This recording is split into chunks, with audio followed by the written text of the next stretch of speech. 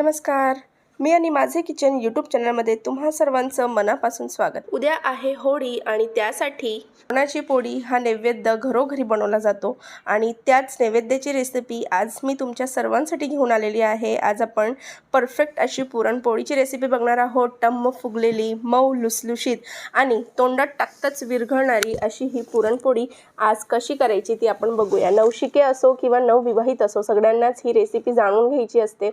तर आज आपण नवीन शिकणाऱ्याला सुद्धा अतिशय सोप्या पद्धतीने ही रेसिपी बनवता येईल ह्या पद्धतीने ही रेसिपी बघणार आहोत। तुम्ही बघू शकता पुरणपोळीला कलर सुद्धा छान आलेला आहे आणि त्यासोबतच आपण बघणार आहोत कटाची आमटी सुद्धा। कट कसा काढायचा आहे, डाळ कशी शिजायला घालायची आहे, ह्या सगळ्या बारीक बारीक गोष्टी आज आपण जाणून घेणार आहोत आणि एक खास मसाला वापरून आज आपण ही कटाची आमटी तयार करणार आहोत। तर चला वेळ वाया न घालवता आजच्या ह्या व्हिडिओला सुरुवात करूया। तर त्यासाठी इथे मी 1 वाटी चणा डाळ घेतलेली आहे। चणा डाळ वजनी प्रमाण 250 ग्राम आहे। चणा डाळ मी स्वच्छ निवडून 2 ते 3 पाण्याने धुवून घेतली आहे। आता आपल्याला चणा डाळमध्ये चणा डाळ भिजेपर्यंत आणि वर 2 बोटांनी एवढं पाणी टाकायचं आहे आणि ही डाळ आपल्याला 1.5 ते 2 तासांसाठी भिजवत ठेवायची आहे। तर आता इथे 1.5 ते 2 तास झालेले आहेत आणि आता ही डाळ मी कुकरला लावणार आहे। त्यासाठी इथे मी 1-2 लिटरचा कुकर घेतलेला आहे। आता ह्या कुकरमध्ये ही डाळ भिजवलेलं पाणी आणि डाळ हे दोघे आपण एकसोबत टाकणार आहे। डाळ आपण ऑलरेडी 2 पाण्याने धुतली होती आणि मग भिजत ठेवली आहे। तर हे पाणी स्वच्छ असल्याकारणाने आपण हेच पाणी डाळ शिजवण्यासाठी वापरणार आहोत। सोबतच मी चवीनुसार मीठ टाकलं आहे आणि अर्धा चमचा तूप टाकायचा आहे। तूप टाकल्यामुळे आपली डाळ पटकन शिजते आणि मऊसूत शिजते। तर इथे पाण्याचं प्रमाण किती घ्यायचं आहे त्याविषयी जरा बोलून घेऊया। तर पाणी आपल्याला जितकी आपण डाळ घेतली आहे, म्हणजे की मी 1 वाटी डाळ घेतली आहे त्याचं 3 पट पाणी घेतलेलं आहे, म्हणजे की 3 वाटी पाणी घेतलेलं आहे। इथे मी कट काढणार आहे म्हणून 3 पट पाणी घेतलेलं आहे। जर तुम्हाला कट नसेल काढायचं तर तुम्ही 2 पटच पाणी वापरू शकता। आता आपल्याला मंद गॅसवर 4 ते 5 शिट्ट्या करून घ्यायच्या आहे। आपली डाळ इथे शिजते आहे तोपर्यंत पीठ कसं मळायचं ते बघून घेऊया। तर इथे मी अर्धा वाटी मैदा आणि अर्धी वाटी गव्हाचं पीठ वापरलेलं आहे। अर्धी वाटीहून थोडंसं गव्हाचं पीठ वर असेल, तुम्ही समप्रमाणात घेऊ शकतात। तर नुसतं तुमच्याकडे जर लोकवण गहूचं पीठ आहे तर तुम्ही नुसतं गव्हाचं पीठ सुद्धा वापरलं तरी चालेल। इथे सगळ्यांच्या घरी लोकवण गहू अवेलेबल नसतात आणि लोकवण गहू शक्यतो आता मार्केटमध्ये खूप कमी मिळतात। त्यासाठी आणि क्वालिटी सुद्धा चेंज असल्या कारणाने आपल्याला हवे तशी चपाती किंवा पोळी जमत नाही आणि मग पुरणपोळी सुद्धा जमत नाही। तर त्यासाठी इथे अर्धा वाटी इथे मैदा वापरलेला आहे। मैदा वापरल्याने आपल्या पोळीला लवचिकपणा येतो आणि छान पाहिजे तशी आपली पुरणाची पोळी वळली जाते। आता इथे मी चवीनुसार मीठ घेतलं आहे आणि 1 चमचा तेल टाकून घेतलं आहे। त्यानंतर पाणी घेतलं आहे। पाण्यामध्ये चिमूटभर हळद घालायची आहे, तुम्ही बघू शकता। आणि ह्या पाण्याने आपल्याला आता पीठ मळून घ्यायचं आहे, म्हणजे खूप डार्क पिवळा रंग आपल्या पिठाला येणार नाही आणि पुरणपोळीचा रंग सुद्धा सुरेख येईल। तर आता इथे आपण पीठ मळून घेणार आहोत।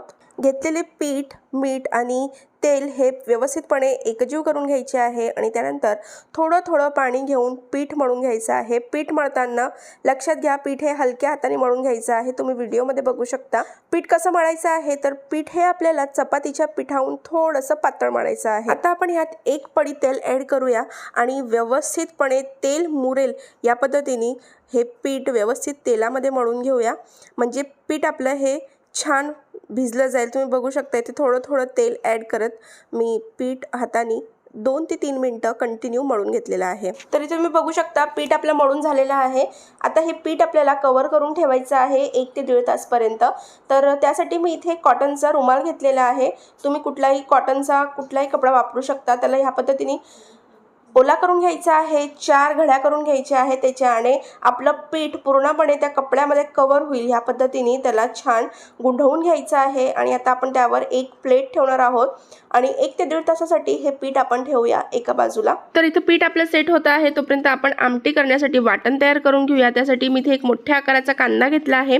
कांदा या पद्धतीने बारीक कापून घ्यायचा आहे लांब आणि मग हा आपल्याला 5 ते 7 मिनिटं हाय टू मीडियम फ्लेमवर भाजून घ्यायचा आहे। कांदा परतून घेताना सोबत थोडं थोडं तेल ॲड करायचं आहे आणि तेल टाकून लालसर होईपर्यंत हा कांदा व्यवस्थित भाजून घ्यायचा आहे। तर 5 ते 7 मिनिटानंतर तुम्ही बघू शकता कांदा छान लाल झालेला आहे. हा मी एका प्लेटमध्ये काढून घेणार आहे. त्यानंतर इथे मी 1 वाटी खोबरं घेतलं आहे, छोटी वाटी खोबरं आहे. हे खोबरंसुद्धा 1 ते 1.5 मिनिटापर्यंत या पद्धतीने परतून घ्यायचं आहे. थोडंसं लालसर झालं की ते सुद्धा त्याच प्लेटमध्ये आपण काढून घेऊयात. 1 ते 1.5 मिनिटानंतर खोबरं भाजून झालेलं आहे. खोबरंसुद्धा मी त्याच प्लेटमध्ये काढून घेणार आहे. आणि आता आपण टाकूया अर्धा इंच आल्याचा तुकडा, 5 ते 6 लसूणच्या पाकळ्या. ते सुद्धा आपण 1 मिनिट परतून घेऊयात आणि ते पण काढून घेऊया ह्याच प्लेटमध्ये. आता आपण घेऊया 2 मोठे चमचे अख्खे धने. धने वाटीच्या प्रमाणात अर्धा वाटी आलेले आहेत. तर हे धने सुद्धा 1 मिनिट परतून घ्यायचे आहे. आता इथे गॅसची फ्लेम स्लो करायची आहे. आता आपण ॲड करूया अर्धा चमचा जिरे ॲड करून सुद्धा परतून घेऊया. आणि मग त्यात आपण खडे मसाले ॲड करणार आहोत. तर खड्या मसाल्यांमध्ये मी इथे 2 छोट्या वेलच्या घेतलेल्या आहे, अर्धा इंच दालचिनीचा तुकडा आहे, 3 ते 4 लवंग आणि मिरी घेतलेली आहे. त्यासोबतच 1 चमचा खसखस ॲड केलेली आहे. आता गॅसची फ्लेम बंद करूयात आणि हे साहित्य पुन्हा 1 मिनिट परतून घेऊया आणि मग त्याच प्लेटमध्ये काढून घ्यायचं आहे. आता हे सगळं वाटण आपल्याला थंड करायला ठेवायचं आहे. वाटण थंड होतं आहे तोपर्यंत आपण डाळ शिजली आहे ती चेक करून घेऊयात आणि कट कसा काढायचा ते बघूया. इथे तुम्ही बघू शकता डाळ छान मऊ शिजलेली आहे, बघण्यावरूनच कळतं आहे आपल्याला. आता डाळीसोबत जे पाणी आहे त्या पाण्यासोबत आपल्याला ही डाळ ह्या पद्धतीने एका चाळणीमध्ये काढून घ्यायची आहे. खाली एक खोलगट भांडं ठेवायचं आहे आणि त्या खोलगट भांड्यामध्ये हे पाणी सगळं निथळून घ्यायचं आहे डाळीचं. 2 मिनटं आपण ही डाळ अशीच राहू दिली. त्यानंतर मी ही डाळ पुन्हा त्या कुकरमध्येच टाकून घेणार आहे आणि चमच्याच्या मदतीने किंवा मग मॅशरच्या मदतीने ही डाळ आपण व्यवस्थित मिक्स करून घेणार आहोत. मी इथे 2 चमचे डाळ काढून घेतली आहे. आपल्याला कटाची आमटी करायची आहे त्यासाठी. आता ही डाळ व्यवस्थितपणे मिक्स करून घेऊया आणि ही डाळ छान मिक्स झाली की मग याच्यामध्ये आपण गूळ ॲड करूयात. तर गुळाचं प्रमाण कसं घ्यायचं आहे तर तुम्ही व्यवस्थितपणे तुम्हाला गोड पुरणपोळी हवे असेल तर मग तुम्ही समप्रमाणात घ्यायचं आहे. म्हणजे की 1 वाटी डाळ घेतली तर 1 वाटीच तुम्हाला गूळ ह्या पद्धतीने बारीक कापून घ्यायचा आहे.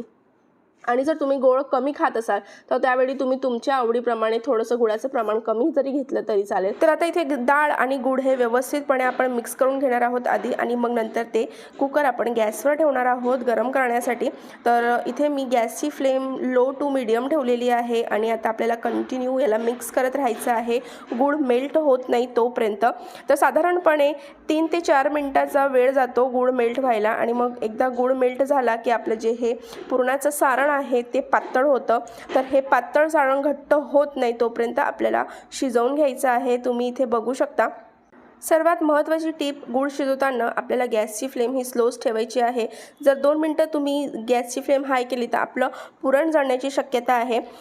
तर इथे 5 ते 7 मिनिटानंतर तुम्ही बघू शकता एक घट्टसर गोळा तयार झालेला आहे. इथे आपलं पुरण हे रेडी आहे. आता ते ओळखायचं कसं तर त्यासाठी इथे 1 चमचा घेतला आहे मी, तो ह्या पद्धतीने उभा ठेवला आहे पुरणामध्ये. तुम्ही बघू शकता चमचा हा एकदम स्थिर उभा आहे, कुठेही आपला चमचा हल्ला नाही आहे. याचा अर्थ आहे आपलं पुरण हे व्यवस्थितपणे शिजलेलं आहे.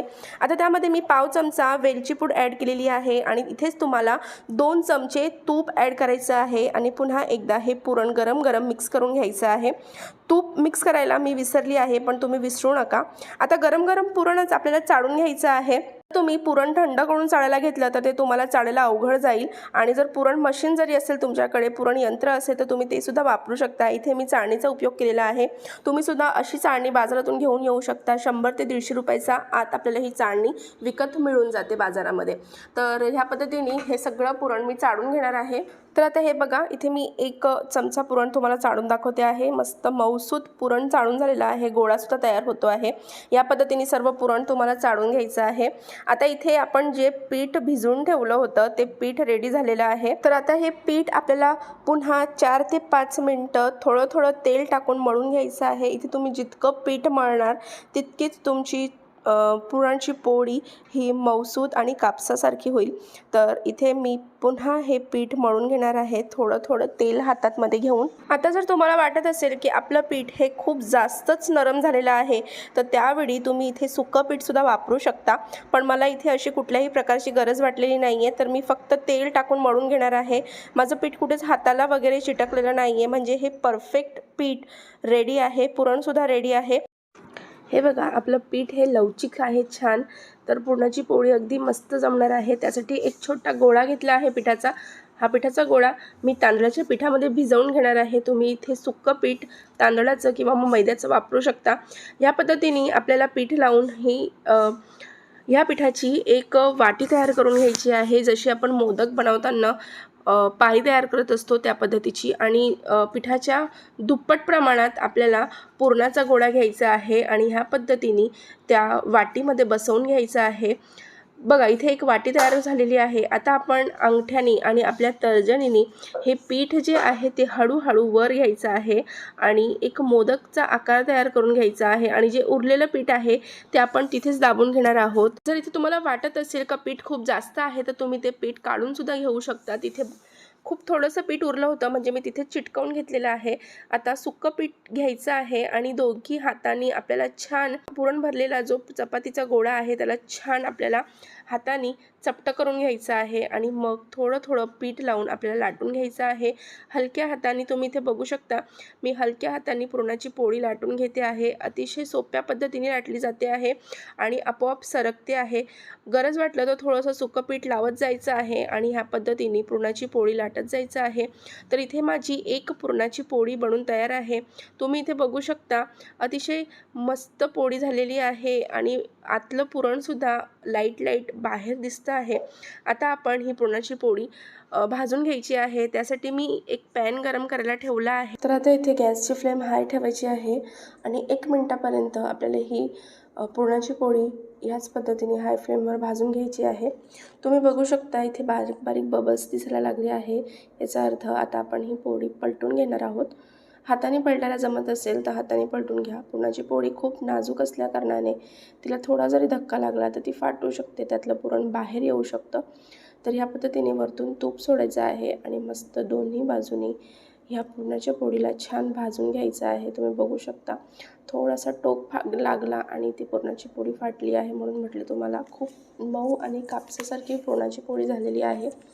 तर ह्या पद्धतीने ही एक पोळी आपली तयार आहे। याच पद्धतीने आपण अजून एक पुरणाची पोळी बघूयात। तर इथे अजून एक छोटा गोळा घेतला आहे पिठाचा आणि त्याचा दुप्पट गोळा पुरणाचा घेतलेला आहे आणि त्यालासुद्धा मी या पद्धतीने गोल करून घेणार आहे, लाडू करून घेणार आहे त्याचा। तर जो पिठाचा गोळा आहे त्याची या पद्धतीने वाटी तयार करून घ्यायची आहे। आतला भाग जाड ठेवायचा आहे आणि घेतलेला पुरणाचा गोळा त्या वाटीमध्ये व्यवस्थितपणे बसवून घ्यायचा आहे। दुसऱ्या बोटाच्या तर्जनीने आणि अंगठ्याने या पद्धतीने पीठ वर उचलत घ्यायचं आहे आणि जे पुरण आहे ते आतल्या बाजूने त्याच्यामध्ये बसवायचं आहे आणि या पद्धतीने एक्स्ट्रा पीठ जे आहे ते काढून घ्यायचं आहे। हे बघा तुम्ही बघू शकता छान असं पुरण आपलं त्याच्यामध्ये सेट झालं आहे। आता मी थोडंसं पीठ लावून हाताने हा गोळा दाबून घेतला आहे आणि त्यानंतर पाटावर थापून घेतला आहे, म्हणजे अर्ध्याचा वर गोळा मी हाताने थापून घेतलेला आहे। आता लाटण्यासाठी खूप जास्त वेळ लागणार नाही, तुम्ही बघू शकता हलक्या हाताने आपल्याला लाटून घ्यायचं आहे। पूर्ण पोलपाटभर पुरणाची पोळी लाटून घेणार आहोत। छान पसरते आहे, अगदी कुठे चिटकत वगैरे पण नाही आहे। तर बस ह्याच पद्धतीने तुम्हाला सुद्धा पुरणाच्या पोळ्या तयार करायच्या आहे। तर इथे आपली एक पुरणाची पोळी परत तयार झालेली आहे, तिला आपण भाजून घेणार आहोत। गॅसची फ्लेम मी परत हाय करणार आहे। तर इथे आता हाय फ्लेमवर आपण ही सुद्धा पोळी भाजून घेणार आहोत। पोळी टाकल्यावर तुम्ही बघू शकता 1 मिनिटानंतर बबल्स दिसायला लागतात आणि बबल्स दिसले की आपल्याला आपली पुरणाची पोळी पलटी करून घ्यायची आहे। पलटी केली की मग त्यावर तुपाची धार सोडायची आहे। 2 ते 3 वेळा आपल्याला ही पलटी करून घेतली तर आपली पुरणाची पोळी तयार होते। तुम्ही बघू शकता छान टम्म फुगलेली दुसरी पुरणाची पोळी सुद्धा आपली तयार झालेली आहे। अशा प्रकाराने सर्व पुरणपोळ्या आपल्याला तयार करून घ्यायच्या आहे। आता आपण कटाची आमटी बघूया। त्यासाठी आपण पहिलेच वाटण भाजून ठेवलं आहे। आता हे वाटण आपल्याला बारीक करून घ्यायचं आहे मिक्सरच्या भांड्यामध्ये। तर आता हे पूर्णपणे थंड झालेलं आहे। हे वाटण आपण टाकू मिक्सरच्या भांड्यात आणि सोबतच टाकणार आहे मी एक छोटी वाटी भरून बारीक चिरून घेतलेली कोथिंबीर। ही कोथिंबीरसुद्धा आपल्याला या वाटणामध्येच वाटून घ्यायची आहे। वाटणामध्ये कोथिंबीर वाटल्याने आमटीला जी चव येते ती दुप्पट पटीने वाढते। तर आता आपण वाटण करून घेतलेलं आहे बारीक आणि तुम्ही बघू शकता छान असं बारीक वाटण तयार झालेलं आहे। आता आपण आमटीला फोडणी देऊया। त्यासाठी ऑलरेडी मी कट काढून घेतला आहे। एक पॅन गरम करण्यासाठी ठेवला आहे। पॅन थोडा गरम झाला की मग आपण त्यामध्ये तेल टाकूया। तर आता इथे मी 3 पळ्या तेल टाकून घेतलेलं आहे। तेलाचं प्रमाण आपल्याला थोडं जास्त वापरायचं आहे आमटीमध्ये। आता इथे तेल थोडं गरम झालं आहे। मी एक तेजपत्ता आणि काही कढीपत्त्याचे पानं यात टाकून घेतले आहे। थोडेसे फ्राय झाले की मग तयार करून घेतलेलं जे वाटण आहे ते सुद्धा आपण यात टाकूया आणि छान फ्राय करून घ्यायचं आहे वाटण। साधारणपणे मी हे वाटण 2 ते 3 मिनिटं ह्या पद्धतीने मंद गॅसवर भाजून घेतलेलं आहे। आता आपण त्यात काही सुके मसाले ॲड करूया। तर त्यासाठी इथे मी अर्धा चमचा हळद, 1.5 चमचा घरचं लाल तिखट आणि 1 चमचा काश्मीरी लाल मिरची वापरलेली आहे। हे सगळे मसाले आपल्याला या वाटणामध्ये 1 ते 1.5 मिनिटं परतून घ्यायचे आहे। तर आता आपण 1 ते 1.5 मिनिटं मसाला हा तेलात परतून घेतला होता। आता आपण थोडंसं पाणी ॲड करूया। मिक्सरच्या भांड्यामध्येच थोडं पाणी टाकून मी तेच पाणी इथे ॲड केलेलं आहे। तर परत 1 ते 2 मिनिटं मसाले परतून घेऊया आणि आता आपण त्यामध्ये ॲड करणार आहोत चवीप्रमाणे मीठ टाकून परत एकदा मसाला आपण मिक्स करून घेऊया आणि आता आपण यावर ठेवणार आहे झाकण। तर झाकण ठेवून 5 ते 7 मिनिटं आपण मंद गॅसवर हा मसाला भाजून घ्यायचा आहे। तर आता तुम्ही बघू शकता 5 ते 7 मिनिटानंतर भरपूर तेल वर आलेलं आहे आणि आपला मसाला हा परफेक्ट भाजला गेला आहे। घरभर सुगंध पसरलेला आहे आणि तुम्हाला हे कसं ओळखायचं आहे तर ज्यावेळी आपण ह्या वाटणामध्ये ह्या पद्धतीने चमच्याने मिक्स करतो त्यावेळी सगळं वाटण आपल्या चमच्याला चिटकून जर येत आहे तर याचा अर्थ आहे मसाला हा परफेक्टली भाजला गेला आहे। आता आपण जो कट काढून घेतला होता तो कट इथे आपण याच्यामध्ये ॲड करूया आणि सोबतच मी 2 चमचे डाळसुद्धा काढून घेतली होती। तर ती डाळसुद्धा आपल्या हाताने क्रश करून घ्यायची आहे थोडं पाणी टाकून आणि ती डाळ मी इथे मिक्स करून घेणार आहे। आता हे सगळ्या साहित्याला व्यवस्थित मिक्स करून तुम्हाला हवे त्या प्रमाणामध्ये पाणी घालायचं आहे। घट्ट किंवा पातळ तुम्हाला कशी आमटी आवडते त्या हिशोबाने तुम्ही पाणी ॲड करायचं आहे। तर 15 ते 20 मिनिटं आपल्याला ही आमटी उकळून घ्यायची आहे छान मंद गॅसवर आणि 15 ते 20 मिनिटानंतर आपली ही कटाची आमटी रेडी असणार आहे। तुम्ही बघू शकता मस्त तर्रीदार अशी कटाची आमटी तयार होणार आहे आपली। तुम्ही पण ह्या पद्धतीनेच आमटी बनवून बघा। ही एक पारंपरिक पद्धत आहे, पारंपरिक रेसिपी आहे। तिची चवसुद्धा पारंपरिकच असणार आहे। आपल्या आजीकडून आईला आणि आईकडून आपल्याला ही भेटमध्ये मिळालेली पारंपरिक रेसिपी आहे। तर नक्की ह्या पद्धतीने तुम्हीसुद्धा कटाची आमटी, पुरणपोळी रेसिपी बनवून बघा। एकदा नाही जमली तर पुन्हा बनवा। नक्कीच तुमचीसुद्धा आमटी आणि पुरणपोळी ह्याच पद्धतीने परफेक्ट बनेल अशी मला 100% खात्री आहे। आता होळीनिमित्त तुम्हीसुद्धा ह्याच प्रकारे पुरणाची पोळी आणि कटाची आमटी बनवा आणि मला कमेंट करून नक्की कळवा की तुम्हाला ही आमटी आणि पुरणपोळी कशी वाटली आहे। तुमचे काही डाऊट असतील तर ते तुम्ही मला कमेंट करून कळवा। मी ते डाऊट क्लिअर करायचा प्रयत्न करेन। आवडलं असेल तर लाईक, शेअर, सबस्क्राईब करा। सर्वांना माझ्याकडून होळीच्या खूप खूप शुभेच्छा। व्हिडिओ पूर्ण बघितल्याबद्दल खूप खूप धन्यवाद।